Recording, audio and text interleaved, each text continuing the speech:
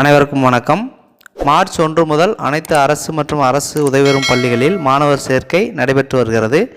அவ்வாறு தங்கள் பள்ளியில் புதிதாக சேர்ந்த மாணவர்கள் விவரங்களை எமிஸ் வலைதளத்தில் அப்டேட் செய்ய வேண்டும். அதை எப்படி அப்டேட் செய்கிறது அப்படிங்கிற பற்றி இந்த வீடியோவில் பார்க்க போகிறோம்.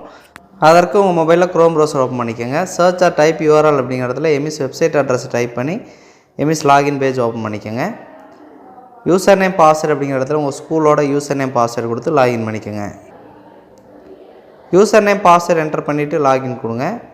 லாகின் கொடுத்தீங்கன்னா உங்களுக்கு எமிஸ் வெப்சைட்டோட ஹோம் பேஜ் வந்திருக்கும். அதில் ரைட் சைட் டாப்கார்னு கூட 3 லைன்ஸ் டச் பண்ணிங்கன்னா இந்த மாதிரி மெனு பார் வந்திருக்கும். அதில் இரண்டாவதாக ஸ்டூடெண்ட் அப்படின்னு ஒரு ட்ராப் டவுன் இருக்கும், அதை கிளிக் பண்ணுங்கள்.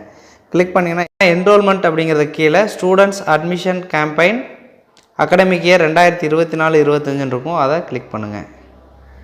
கிளிக் பண்ணிங்கன்னா உங்களுக்கு இந்த மாதிரி ஓப்பன் ஆகிருக்கும். அதில் புதிதாக ஒரு சேர்ந்த மாணவர்களை ஆட் பண்ணுறதுக்கு மேலே கூடிய ப்ளஸ் அப்படிங்கிற அந்த பட்டனை ஆட் பட்டனை கிளிக் பண்ணுங்கள்.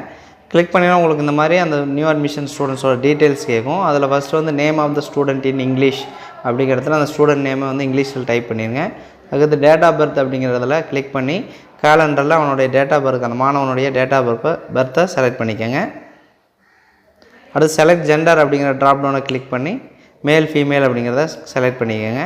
அடுத்து ரிலேஷன் அப்படிங்கிறதுல யார் அந்த பையனை வந்து அந்த மாணவனை வந்து பள்ளிக்கு அட்மிஷனுக்கு கூப்பிட்டு வர்றாங்களோ ஃபாதர் மதர் கார்டியன் அப்படிங்கிறத என்ட்ரு பண்ணுங்கள். என்ட்ரு பண்ணிவிட்டு கீழே name of the father select பண்ணிங்கன்னா நேம் ஆஃப் த ஃபாதர்னு கேட்கும். அந்த இடத்துல அந்த ஃபாதர் நேமை என்ட்ரு பண்ணிடுங்க.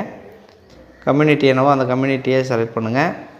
அடுத்து செலக்ட் கிளாஸ் அப்படிங்கிறதுல எந்த கிளாஸில் வந்து ஜாயின் பண்ணியிருக்காங்களோ அந்த கிளாஸை செலக்ட் பண்ணிக்கோங்க. ஸ்டூடெண்ட்ஸ் எமிஸ் ஐடி இருந்தால் ஆல்ரெடி வேறு ஸ்கூலில் படித்த ஸ்டூடெண்ட்டாக இருந்தால் எமிஸ் ஐடி இருக்கும், அவங்களுக்கு வந்து இந்த எமிஸ் ஐடி என்ட்ரு பண்ணுங்கள். புதுசாக ஃபஸ்ட் ஸ்டாண்டர்டில் வந்த ஸ்டூடெண்ட்டுக்கு வந்து எமிஸ் ஐடி இருக்காது, அதுக்கு விட்டுறலாம். அதனால தான் இப்போ அவைலபிள்னு கொடுத்துருக்காங்க. அதுபோல் ஸ்டூடெண்ட் ஆதார் நம்பர் இருந்ததுன்னா இந்த இடத்துல என்ட்ரு பண்ணுங்கள், இல்லைன்னா வந்து தேவையில்லை.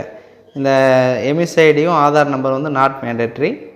மேலே இருக்கக்கூடிய இந்த டீட்டெயில்ஸ் எல்லாம் என்ட்ரு பண்ணிவிட்டு லாஸ்ட்டாக இருக்கக்கூடிய சப்மிட் அப்படிங்கிறத கொடுத்துருங்க. இதே போல் அனைத்து அரசு பள்ளிகளும் தங்கள் பள்ளியில் மார்ச் 1 முதல் புதிதாக சேர்ந்த மாணவர்களின் விவரங்களை எமிஸ் வலைதளத்தில் அப்டேட் செய்ய வேண்டும். நன்றி.